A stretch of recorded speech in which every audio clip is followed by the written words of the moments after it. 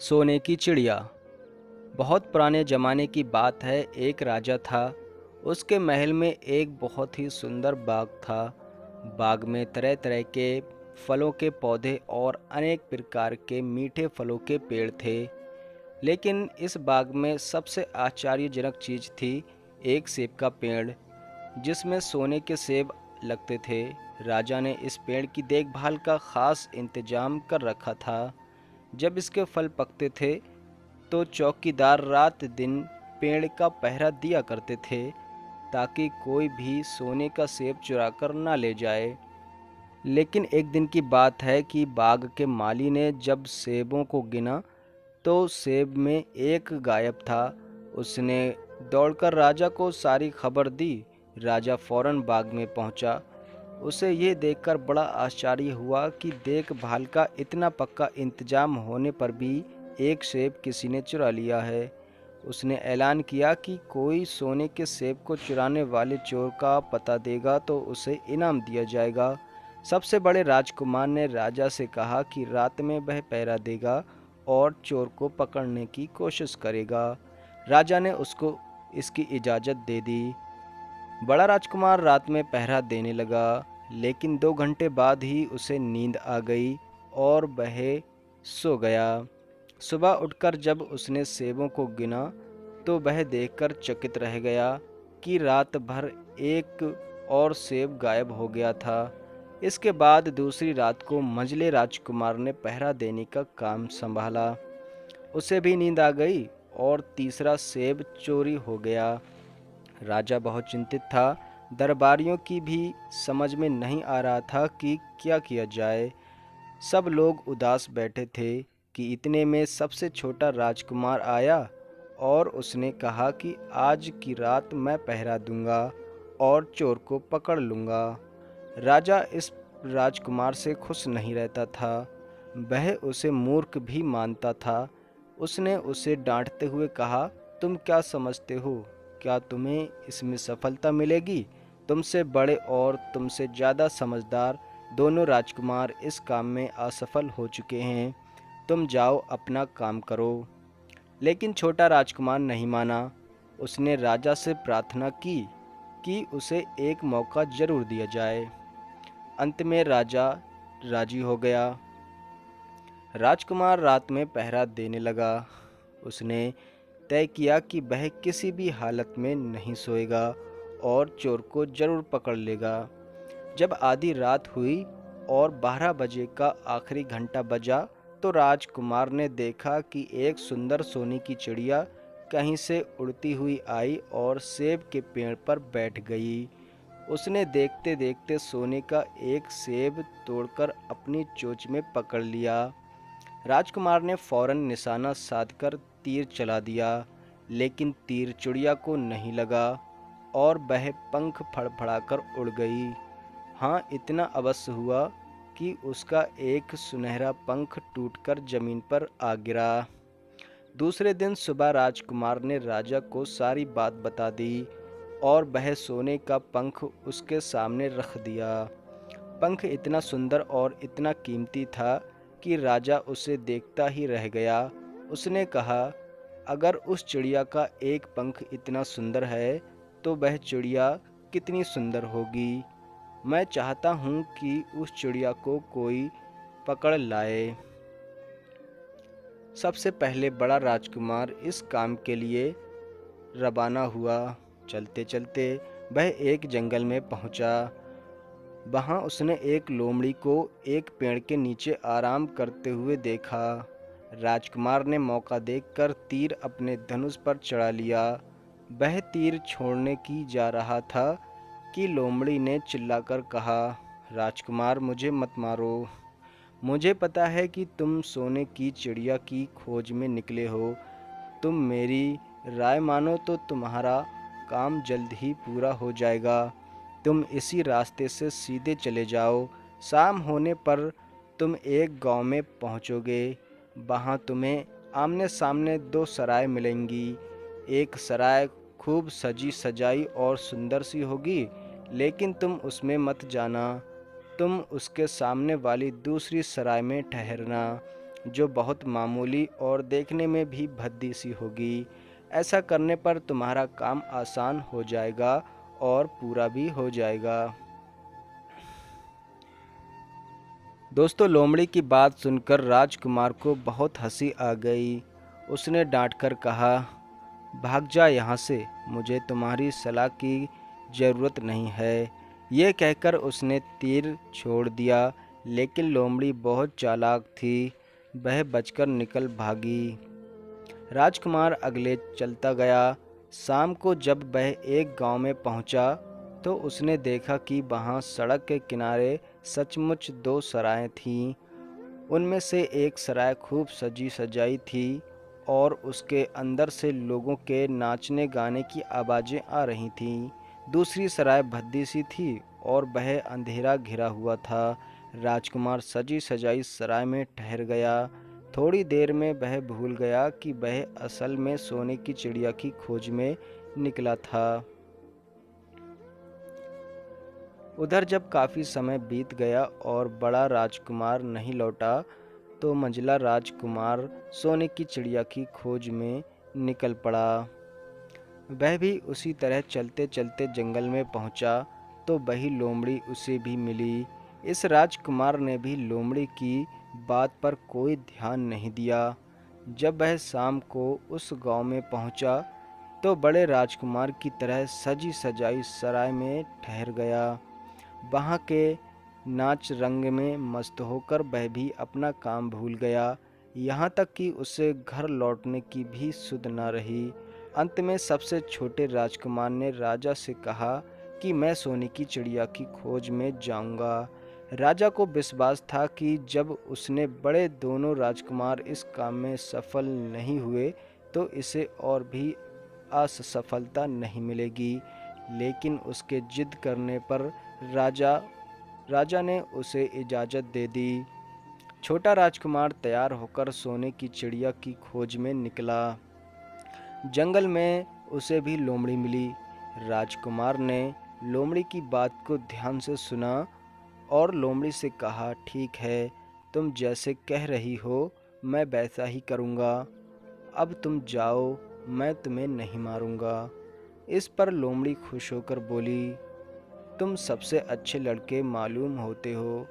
तुम्हें मेरी बात का मजाक नहीं उड़ाया और मुझ पर तीर नहीं चलाया। मैं तुमसे खुश हूँ और तुम्हारी मदद करूँगी। जाओ, तुम मेरी पूँछ पर बैठ जाओ, मैं तुम्हें उस सराय तक पहुँचा देती हूँ।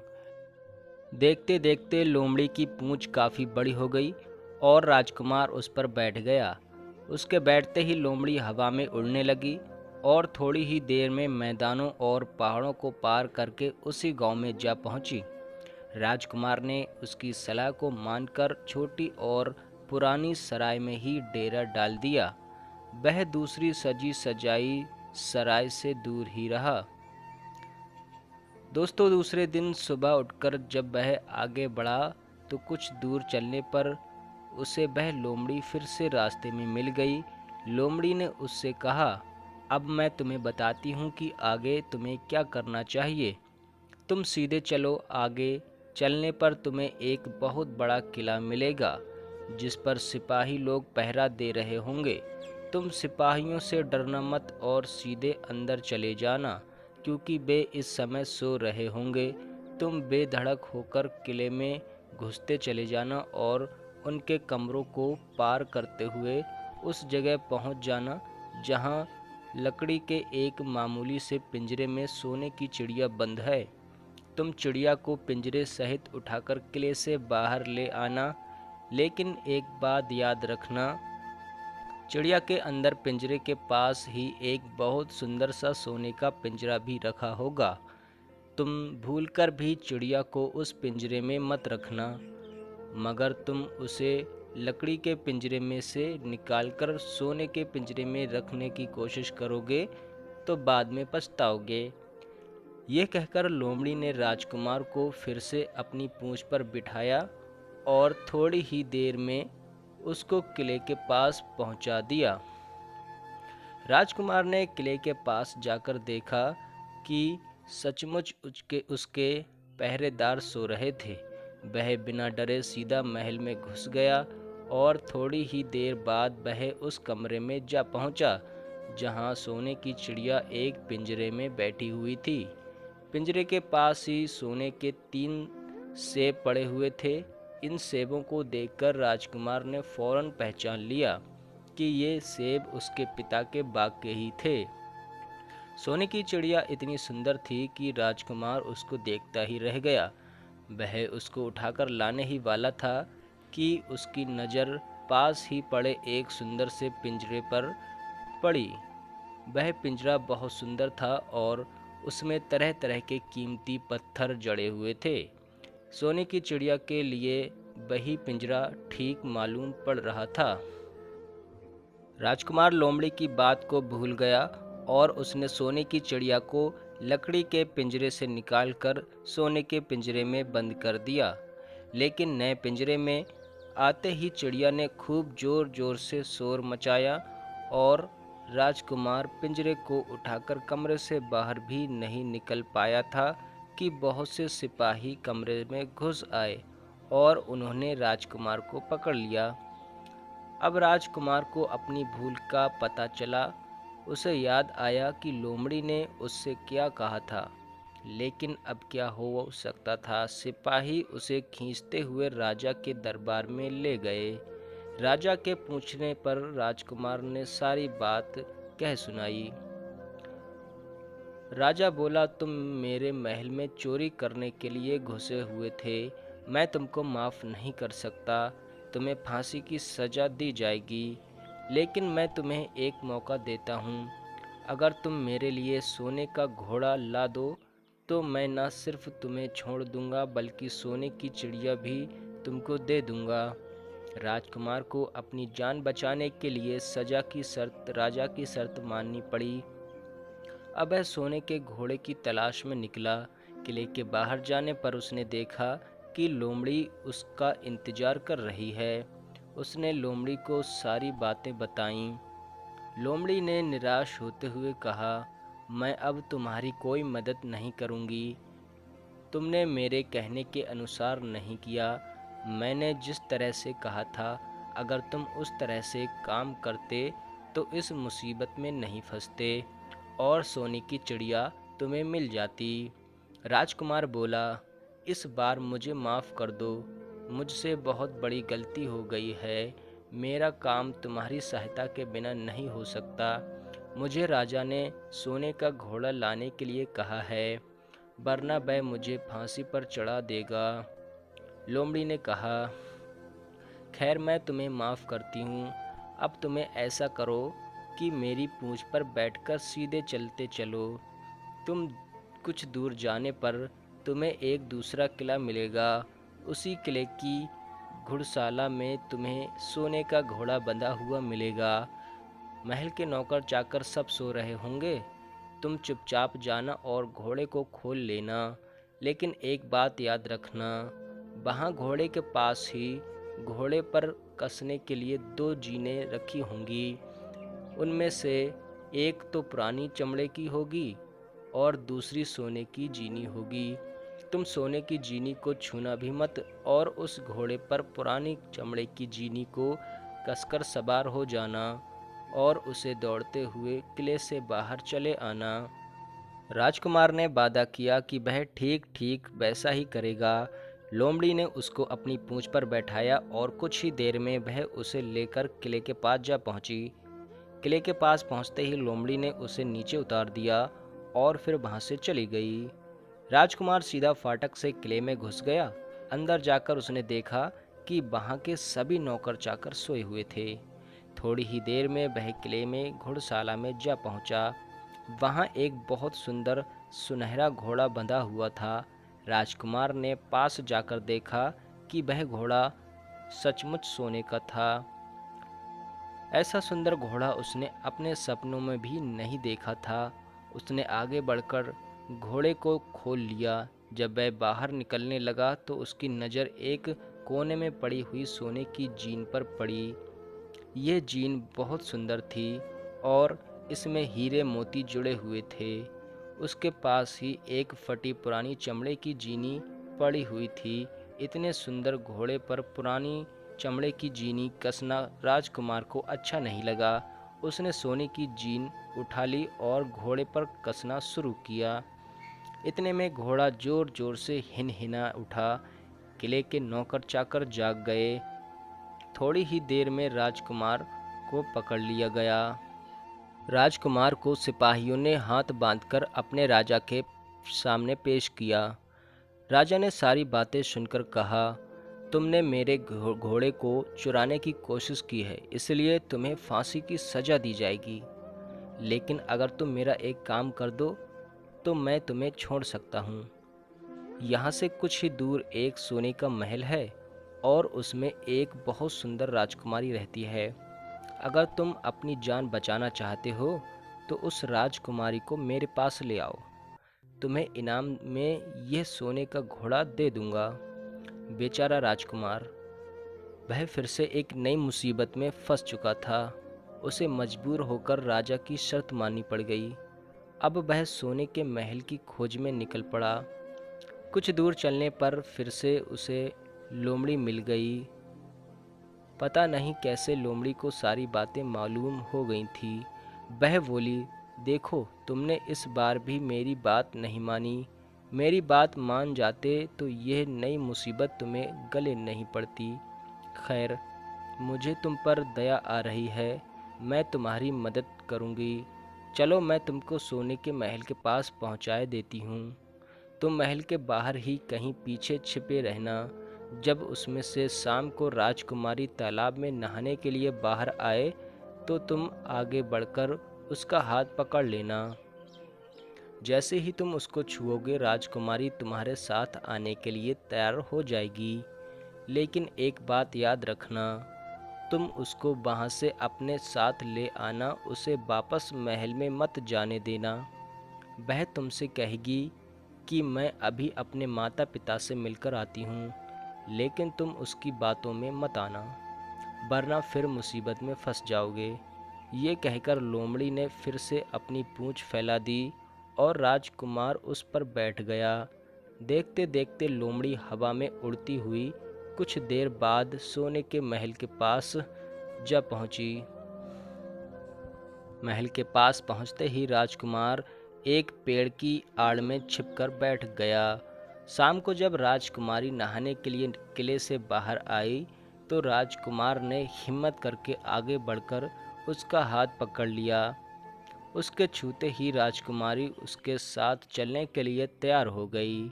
वह बोली, राजकुमार, तुम मुझे जहाँ भी ले जाना चाहोगे मैं तुम्हारे साथ चलूँगी, लेकिन मुझे थोड़ी देर के लिए अपने माता पिता से मिलकर आने दो। राजकुमार ने कहा, नहीं, ये नहीं होगा, तुम्हें तुरंत मेरे साथ चलना पड़ेगा। लेकिन राजकुमारी रोने लगी। इतनी सुंदर राजकुमारी को रोते देखकर राजकुमार का मन पिघल गया। अंत में वह राजी हो गया और बोला, जाओ थोड़ी देर के लिए माता पिता से मिल आओ, लेकिन फिर तुरंत बाहर चली आना। लेकिन राजकुमारी ने जैसे ही किले में पैर रखा, किले के पहरेदार जाग गए और उन्होंने राजकुमार को पकड़ लिया। राजकुमार बहुत पछताया, लेकिन अब क्या हो सकता था। सिपाहियों ने उसे अपने राजा के सामने पेश किया। राजा बहुत निराश था। उसने उसी वक्त हुक्म दिया, इस राजकुमार को फौरन फांसी पर चढ़ा दिया जाए। यह सुनकर राजकुमार रोने गिड़गिड़ाने लगा।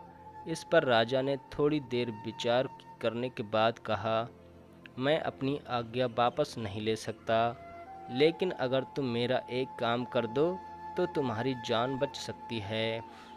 हमारे किले के ठीक सामने यह जो बड़ा पहाड़ है, इसके कारण हमारे किले की सुंदरता नष्ट होती है। अगर तुम 8 दिन में इस पहाड़ को खोदकर साफ कर देते हो तो हम तुम्हें क्षमा कर देंगे और राजकुमारी का विवाह तुम्हारे साथ कर देंगे। राजकुमार किले के बाहर आकर पहाड़ को देखने लगा। उसके हाथ में एक छोटी सी कुल्हाड़ी थी। उसकी समझ में नहीं आ रहा था कि इतना बड़ा पहाड़ 8 दिन में वह कैसे खोद सकेगा। फिर भी उसने अपनी जान को बचानी ही थी, इसलिए वह पहाड़ खोदने लगा। धीरे धीरे 7 दिन बीत गए। इतने दिन तक लगातार खोदने पर भी पहाड़ का सिर्फ एक कोना ही खोद सका। वह दुखी होकर बैठ गया। उसके अब अपने पर बहुत अधिक क्रोध आ रहा था। वह मन में कहने लगा कि अगर मैंने लोमड़ी की बात मान ली होती तो कितना अच्छा होता। लोमड़ी ने मुझको हर बार ठीक सलाह दी और मैं हर बार उसका कहना ना मारकर नई से नई मुसीबत में फंस जाता हूँ। राजकुमार इस तरह सिर झुकाए बैठा था कि अचानक उसे अपने पैरों के पास लोमड़ी की पूंछ हिलती दिखाई दी। उसने नज़र उठाकर देखा, सचमुच वही लोमड़ी खड़ी थी। लोमड़ी ने मुस्कुराते हुए कहा, क्यों, क्या हाल है? इस बार तो तुम्हारी मदद करने की मेरी जरा भी इच्छा नहीं थी, लेकिन मैं 7 दिन से तुमको पहाड़ खोदते हुए देख रही हूँ। मुझे दया आ गई और मैं तुम्हारी मदद के लिए चली आई। जाओ, तुम बहुत थक गए हो, सो जाओ, मैं थोड़ी ही देर में तुम्हारा काम पूरा कर दूंगी। इस बार राजकुमार ने तय कर लिया था कि वह अब लोमड़ी जिस तरह कहेगी वह उसी तरह करेगा। वह चुपचाप उठकर एक तरफ सोने चला गया। लोम थोड़ी ही देर में उसे नींद आ गई। सुबह जब वह सोकर उठा तो उसने अपनी आँखों पर विश्वास नहीं हो रहा था। वहाँ कभी भी पहाड़ का नाम नहीं था और महल का सुंदर दृश्य दिखाई दे रहा था। राजकुमार सीधा राजा के पास पहुंचा। राजा उसके काम पर बहुत खुश था। उसने तुरंत अपने वादे के अनुसार राजकुमारी के साथ उसका विवाह कर दिया। जब राजकुमार उस सुंदर राजकुमारी के साथ कुछ दूर चला तो उसे रास्ते में फिर वही लोमड़ी मिली। लोमड़ी बोली, बधाई हो राजकुमार, राजकुमारी के साथ तुम्हें देखकर मुझे बड़ी खुशी हो रही है, लेकिन अब तुम्हें सोने का घोड़ा और सोने की चिड़िया भी प्राप्त करनी चाहिए, क्योंकि वे दोनों चीज़ें तुम्हारे ही लायक हैं और तुम उन्हें आसानी से प्राप्त कर सकते हो। राजकुमार बोला, लेकिन भला मुझे सोने का घोड़ा और सोने की चिड़िया कैसे मिल सकती है? मैं तो इस राजकुमारी को भी उस राजा के लिए ले जा रहा हूँ। लोमड़ी ने कहा, नहीं, तुम ऐसा काम कभी मत करना। इस राजकुमारी के साथ तुम्हारा विवाह हुआ है और यह अब तुम्हारी ही है। अगर तुम मेरे कहने के अनुसार काम करो तो मैं तुम्हें सोने का घोड़ा और सोने की चिड़िया भी मिल सकती है। तुम पहले इस राजकुमारी को लेकर सोने के घोड़े वाले राजा के पास जाओ। राजा खुश होकर तुमको सोने का घोड़ा दे देगा। तुम घोड़े पर सवार हो जाना और सवार होकर सबसे विदा लेना। राजकुमारी से तुम सबसे बाद में विदा लेना। जैसे ही तुम राजकुमारी के पास पहुँचो तुम उसे हाथ से पकड़कर घोड़े के ऊपर खींच लेना और घोड़े को दौड़ा देना। सोने का घोड़ा इतना तेज दौड़ता है कि दुनिया का तेज से तेज घोड़ा भी उसकी बराबरी नहीं कर सकता। जाओ, तुम पहले इतना काम पूरा करो, इसके बाद आगे का काम मैं तुम्हें बाद में बताऊंगी। मैं तुम्हें वहाँ रास्ते में मिलूंगी। राजकुमार ने ठीक वैसा ही किया जैसा लोमड़ी ने उससे कहा था। जब सोने के घोड़े वाले राजा ने खुश होकर उसे इनाम में सोने का घोड़ा दिया तो राजकुमार उस पर सवार हो गया और उससे विदा लेने लगा। अंत में वह राजकुमारी को उठाकर घोड़े को तेजी से दौड़ाकर किले से बाहर दूर निकल आया। रास्ते में पेड़ के नीचे लोमड़ी उसका इंतजार कर रही थी। उसे देखकर लोमड़ी बोली, शाबाश, अब तुम सोने की चिड़िया भी प्राप्त कर लो। जब तुम सोने की चिड़िया वाले राजा के पास पहुंचोगे तो वह इस घोड़े को देखकर बहुत खुश होगा। तुम उससे कहना कि पहले सोने की चिड़िया का पिंजरा मेरे हाथ में दे दो, तब मैं ये घोड़ा तुमको दूंगा। जब वह पिंजरा तुम्हारे पास लाए तो तुम पिंजरा उसके हाथ से छीन लेना और घोड़े को दौड़ा देना। बस ऐसा चिड़िया तुमको मिल जाएगी और कोई तुम्हें पकड़ भी नहीं सकेगा। इस बार भी राजकुमार ने ठीक वैसा ही किया। वह राजकुमारी के साथ ही घोड़े पर बैठा रहा और जब राजा ने उसके हाथ में सोने की चिड़िया का पिंजरा दिया तो उसने देखते देखते ऐड़ मार दी और सोने का घोड़ा हवा से बातें करने लगा। कुछ दूर चलने पर लोमड़ी उसे मिली। राजकुमार ने उससे कहा, तुमने मेरी बड़ी मदद की है। तुम्हारी वजह से मुझे न सिर्फ सोने की चिड़िया मिली, बल्कि सोने का घोड़ा और इतना सुंदर राजकुमार भी मिल गई। बताओ मैं तुमको क्या इनाम दूं? मैं तुमको कुछ ना कुछ ज़रूर देना चाहता हूँ। लोमड़ी ने कहा, अगर तुम खुश हो तो मेरा एक काम कर दो। तुम एक तीर चलाकर मुझे मार दो। इस समय तुम यही सबसे बड़ा काम मेरे लिए कर सकते हो। राजकुमार ने कहा, भला ये कैसा हो सकता है? तुमने मेरी इतनी मदद की है और मैं बदले में तुम्हें मार दूं? मुझसे ये नहीं होगा। यह सुनकर लोमड़ी बड़ी दुखी हुई और बोली, अगर तुम मेरा यह काम नहीं कर सकते तो फिर ठीक है, जाओ, लेकिन मैं तुम्हारी भलाई के लिए ही कह रही हूँ कि तुम दो बातें ज़रूर याद रखना। एक तो तुम किसी कुएं की दीवार पर मत बैठना, और दूसरे, तुम ऐसे लोगों के लिए धन मत खर्च करना जिन्हें फांसी मिलने वाली हो। राजकुमार बोला, भाई तुम भी अजीब हो, तुम्हारी बातें मेरी समझ में नहीं आती। भला मैं कभी कुएं की दीवार पर क्यों बैठूंगा और ऐसे आदमियों पर धन क्यों खर्च करूंगा जिनको फांसी दी जाने वाली हो। लेकिन लोमड़ी ने उसकी बात का कोई जवाब नहीं दिया और अलविदा कहकर वहाँ से चली गई। राजकुमार सोने का घोड़ा दौड़ाता हुआ आगे बढ़ा।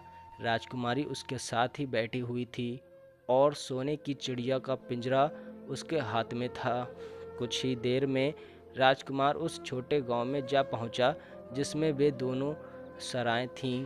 गांव के लोग और ख़ास तौर से बच्चे उसको देखने के लिए बाहर निकल आए। सोने के घोड़े पर इतने सुंदर राजकुमार के साथ बैठी एक राजकुमारी को देखकर सभी लोग चकित थे। इतने में राजकुमार ने देखा कि गांव के बगीचे में एक जगह बहुत से लोग जमा हैं और कुछ शोर हो रहा है। राजकुमार के पूछने पर लोगों ने बताया कि वहां दो आदमियों को फांसी देने की तैयारी हो रही है। राजकुमार उधर ही चल पड़ा। वहां पहुंचने पर उसने पहचान लिया कि जिन आदमियों को फांसी दी जाने वाली थी वे और कोई नहीं बल्कि उसके ही भाई थे।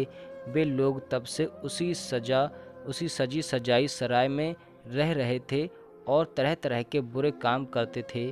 वे जुआ भी खेलते थे और जुए में बहुत सा धन हार चुके थे। उन्होंने लोगों से बहुत सा रुपया भी उधार लिया था। इन्हीं सब बातों से चिढ़कर अब गांव वाले उन्हें फांसी पर चढ़ाने जा रहे थे। राजकुमार भला ये कैसे होने देता। उसने लोगों से कहा कि मुझसे रुपया ले लो और इन लोगों को छोड़ दो। उसके बहुत कहने सुनने पर लोग राजी हो गए और उन्होंने उन दोनों आदमियों को रिहा कर दिया। राजकुमार अपने भाइयों को छुड़ाकर आगे चला। कुछ दूर चलने पर जंगल में उन्हें एक कुआं दिखाई दिया। इस पर राजकुमार के कुछ देर कुएं के पास आराम करते हैं। वहाँ ठंडा पानी पीने के बाद हम लोग आगे चलेंगे। राजकुमार राजी हो गया। अब तक वह यह भी भूल चुका था कि लोमड़ी ने विदा होते समय उससे क्या कहा था। वह घोड़े से उतरकर कुएं की दीवार पर बैठ गया और आराम करने लगा। उसके दोनों भाइयों ने मौका देखकर उसे कुएं में ढकेल दिया।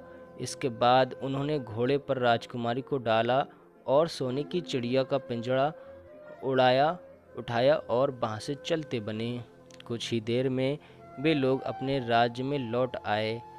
घर लौटकर उन्होंने राजा से कहा, हम लोग सोने की चिड़िया को पकड़ लाए हैं। इसी चिड़िया ने हमारे बाग में से सोने के सेब चुराए थे। इसके साथ ही हम एक यह सोने का घोड़ा और राजकुमार भी लाए हैं। राजा बहुत खुश हुआ। सारे राज्य के लोग खुशियां मनाने लगे, लेकिन राजकुमारी खुश नहीं थी। वह बराबर रोती रहती थी। उसने खाना पीना छोड़ दिया। यही नहीं, घोड़े ने भी दाना पानी बंद कर दिया और सोने की चिड़िया भी उदास रहने लगी। राजा ने बहुत कोशिश की, लेकिन ना तो वह राजकुमारी खुश हुई और न सोने के घोड़े और सोने की चिड़िया ने दाना खाना बंद कर दिया। उधर छोटा राजकुमार कुएं में गिर गया था, लेकिन वह मरा नहीं। कुआं बहुत गहरा था, लेकिन उसमें पानी बहुत थोड़ा था। वह कुएं में बैठा बैठा अपने भाग्य को कोसता रहा। अब उसे फिर उसी लोमड़ी की याद आई और वह पछताने लगा कि अगर मैंने उसका कहना मान लिया होता तो मैं मुसीबत में ना फंसता। राजकुमार ने जैसे ही लोमड़ी को याद किया, लोमड़ी ना मालूम कैसे कुएं के मुंह पर आज पहुंची और बोली, देखो राजकुमार, मैंने पहले ही तुम्हें समझाया था कि किसी कुएं की दीवार पर मत बैठना और ऐसे आदमियों की मदद मत करना जिन्हें फांसी दी जाने वाली हो, लेकिन तुम नहीं माने। खैर चलो, अब आखिरी बार मैं फिर तुम्हारी मदद किए देती हूँ। लो, मेरी पूंछ पकड़कर कुएं से बाहर निकल आओ। ये कहकर लोमड़ी ने अपनी पूंछ कुएं में लटका दी।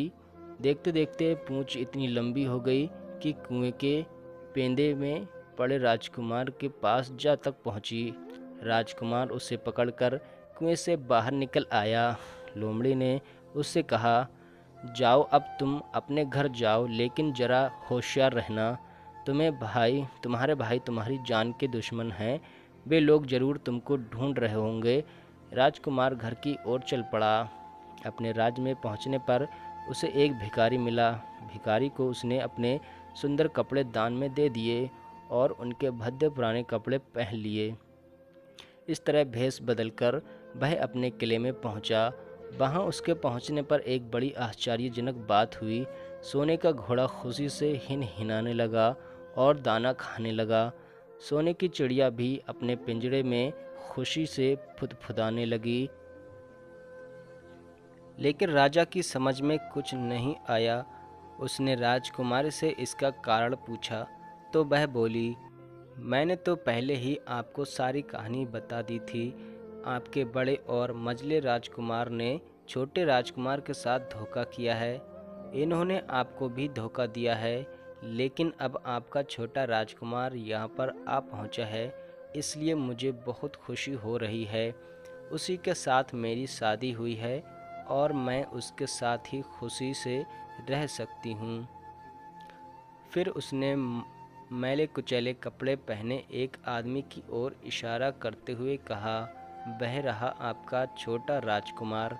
राजा ने भी अपने छोटे लड़के को पहचान लिया। अब राजा ने अपने छोटे बेटे के बारे में अपने विचार बदल दिए। अब वह उसको बहुत समझदार और बहादुर मानने लगा और उससे बहुत अधिक प्यार करने लगा।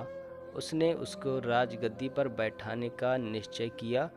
बड़े और मंझले राजकुमार ने अपने छोटे भाई को ही धोखा नहीं दिया था, बल्कि राजा को भी धोखा दिया था। इससे राजा उनके बहुत नाराज था।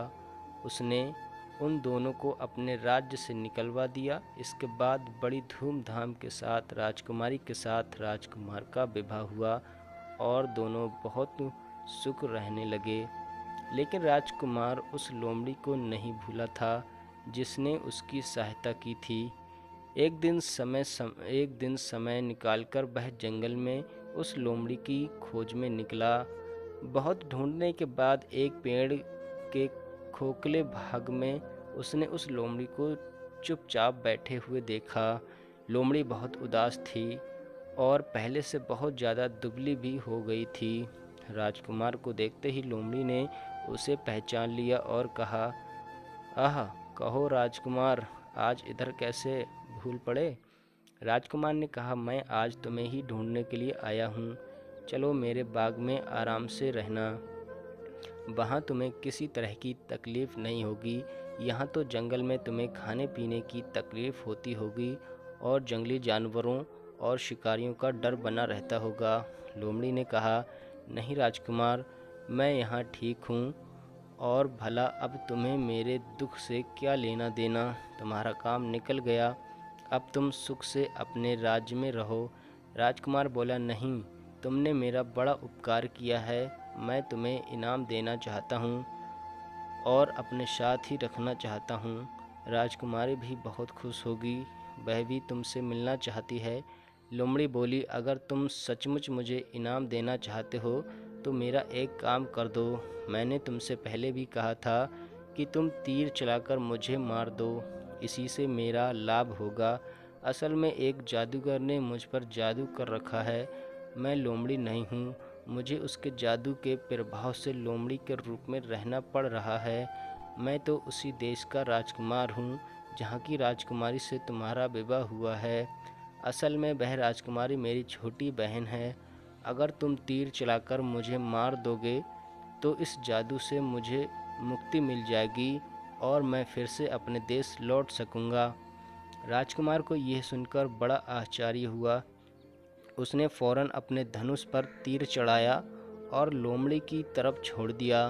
तीर के लगते ही लोमड़ी मर गई और उसमें से एक सुंदर सा राजकुमार निकल आया।